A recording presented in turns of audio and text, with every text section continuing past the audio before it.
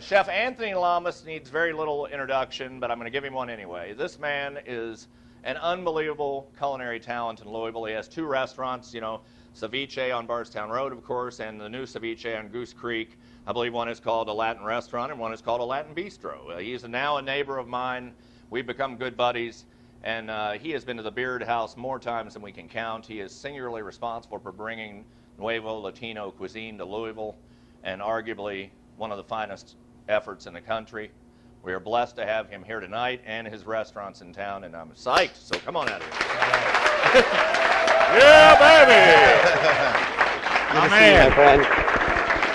Good to see you.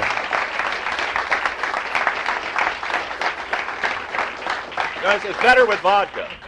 Yeah, I was wondering what you put in the drink. No, Does that yeah, just loosen us up a little green bit? Tea. Yeah, I need loosening. Because he said a bottle was missing. I was like, okay, that's I'm what so Dean shy. did. I need the loosening here. But tremendous to have you here. I mean, I know what's been happening in your world because with the recent opening of the second restaurant, if it's anything like me, you're just probably saying to yourself, oh, why the hell did I do this? Why wasn't I, you know, satisfied with staying in one location? Because it's virtually impossible to be at both places, Exactly.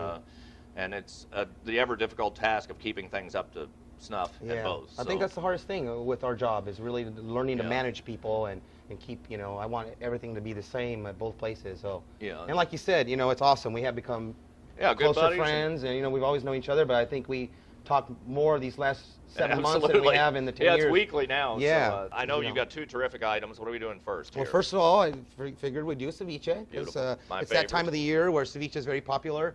I do see some familiar faces, and good to see you all. I know that you guys have been a big support to Dean and I and the Louisville restaurant community. So first of all, we're going to start off with ceviche. A lot of people, what is ceviche? Basically, it's a seafood dish. All over Latin America, they do different versions. And that's what's kind of exciting because whether you're in Peru, they're going to serve it with sweet potato and a little lettuce cup. Or if you're in Mexico, they're going to serve it with corn chips and avocado. Or if you're in Ecuador, they'll serve it with roasted peppers and corn nuts. So everywhere you go, Latin America, they have their version of the seafood and each kind of little crunchy snack to go with it. And choclo is a giant corn that you do in Peru.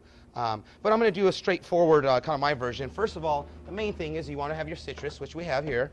And we have a little bowl, which I just squeezed some lime in here about, I guess about 5 minutes ago. And as you can see, it starts to cook already.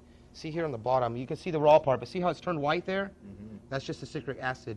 And so the main thing is, depending on how rare or not rare, you don't want to do this for more than a day because it's just going to continue to cook and takes away from the texture of the meat. If you're having a party at 6 o'clock at night, you could conceivably do this at 4 and be in good shape, depending on how big you cut your beef. And halibut is the fish that I prefer when it's in season. Of course, it gets out of season in October or something like that. Well, so because it's such a delicate fish, if you use a harder, more dense fish like snapper, it might take a little longer. Some fish can take 2 hours, some can take 4 hours.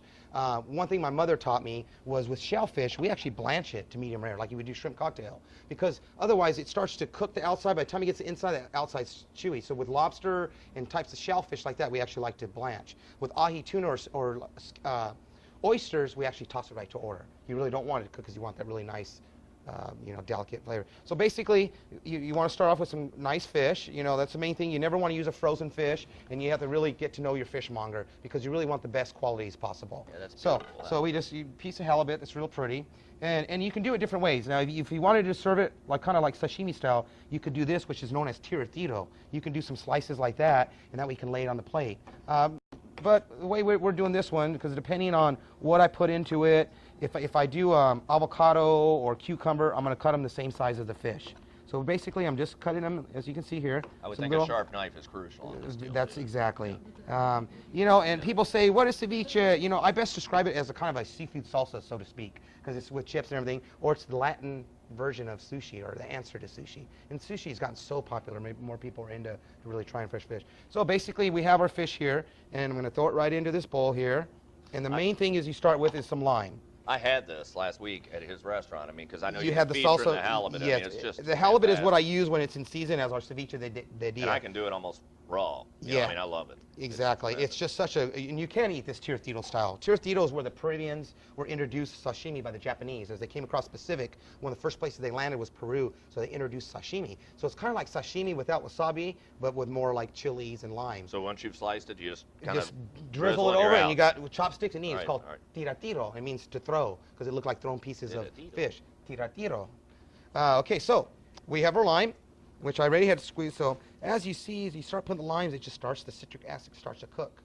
Once we've got this going here, okay, and like he said, this is ready to eat right now. You just take a spoonful of this. Beautiful. So we have our fish going here, cooking in the lime.